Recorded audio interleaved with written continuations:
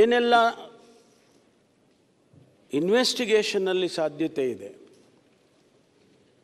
ಟ್ರಾನ್ಸ್ಪರೆಂಟಾಗಿ investigation ಮಾಡೋದಕ್ಕೆ ಸಾಧ್ಯತೆ ಇದೆ, ಯಾರದೇ ಒತ್ತಡಕ್ಕೆ ಮಣಿದೇ ಇರತಕ್ಕಂಥ ರೀತಿಯಲ್ಲಿ ಯಾರನ್ನೂ ಕೂಡ ಈ ಇನ್ವೆಸ್ಟಿಗೇಷನ್ನ ಡೈಲ್ಯೂಟ್ ಮಾಡೋದಕ್ಕೆ ಆಗಲಿ ಅವಕಾಶ ಕೊಡೋದಕ್ಕಾಗಲಿ ಇದು ಯಾವುದನ್ನೂ ಮಾಡದೆ ಭಾಳ ಫೇರ್ ಆಗಿ ಇವತ್ತು ಇನ್ವೆಸ್ಟಿಗೇಷನ್ನು ನಡೀತಾ ಇದೆ.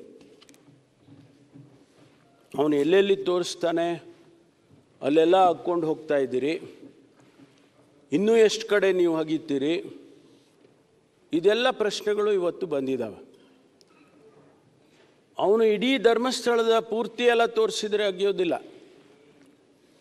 ಆದರೆ ಈಗೇನು ಅವನು ಹೇಳಿದ್ದಾನೆ ಆ ಸ್ಥಳಗಳನ್ನು ಮುಂದಕ್ಕೆ ಈಗ ಒಂದಿಷ್ಟು ಸಂಖ್ಯೆ ಎಲ್ಲ ಆಗಿದೆ, ಮುಂದಕ್ಕೆ ಹೋಗಬೇಕಾ ಬೇಡವಾ ಅನ್ನುವ ತೀರ್ಮಾನ ನಾವು ಮಾಡೋದಿಲ್ಲ, ಸರ್ಕಾರ ಮಾಡೋದಿಲ್ಲ.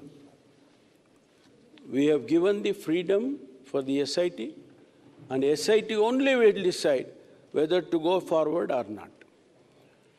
ಈಗ ಇದನ್ನು ಖಾತ್ರಿ ಮಾಡ್ಕೊಳ್ಳೋದು ಹೇಗೆ? ಈಗ ಇದು ಅನಾಲಿಸಿಸ್ ಆಗಬೇಕು ಮಾನ್ಯ ಅಧ್ಯಕ್ಷರೇ.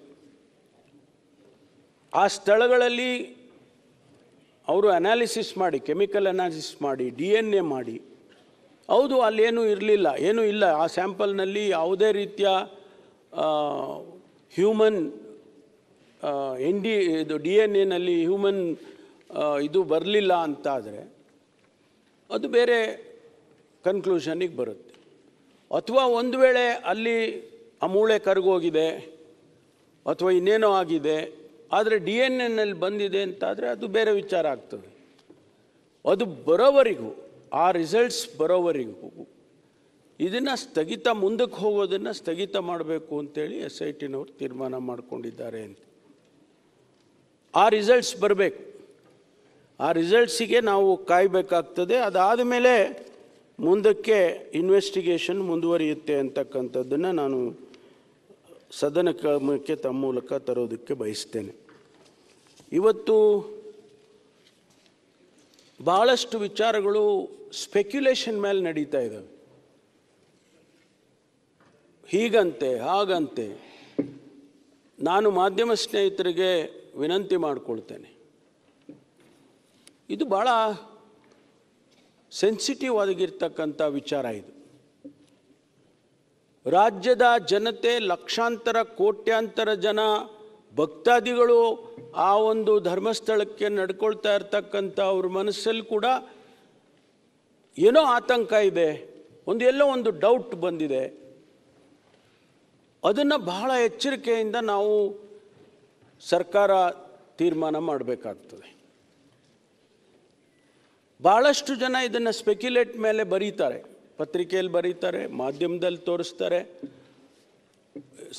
ಸೆಕೆಂಡಿಗೂ ಕೂಡ ವಿಚಾರಗಳನ್ನು ಬೇರೆ ಬೇರೆ ರೀತಿಯಲ್ಲಿ ಮಾಡ್ತಕ್ಕಂಥದ್ದನ್ನು ನೋಡ್ತಾ ಇದ್ದೇವೆ ಕಳೆದ 10, 15, 20 ದಿವಸದಿಂದ. ಇದು ಆಗಬಾರ್ದು.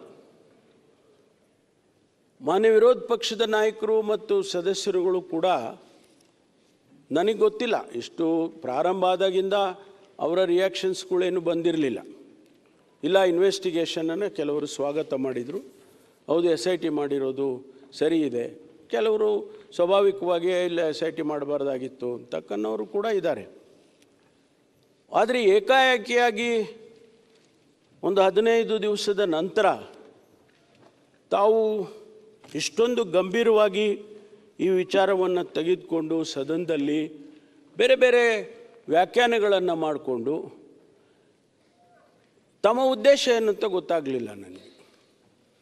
ಈ ಇನ್ವೆಸ್ಟಿಗೇಷನ್ನು ಸರಿಯಾಗಿ ಆಗಬೇಕಾ, ಸತ್ಯ ಹೊರಗಡೆ ಬರಬೇಕಾ,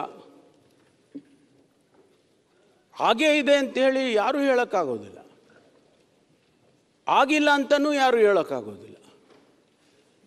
ಈ ಇನ್ವೆಸ್ಟಿಗೇಷನ್ ಆಚೆ ಬಂದರೆ ಒಂದು ವೇಳೆ ಇಲ್ಲ ಏನೂ ಆಗಿಲ್ಲ ಅಂತ ಅಂದ್ಕೊಳ್ಳೋಣ, ಧರ್ಮಸ್ಥಳದ ಗೌರವ ಮತ್ತು ಹೆಚ್ಚುತ್ತಲ್ವ?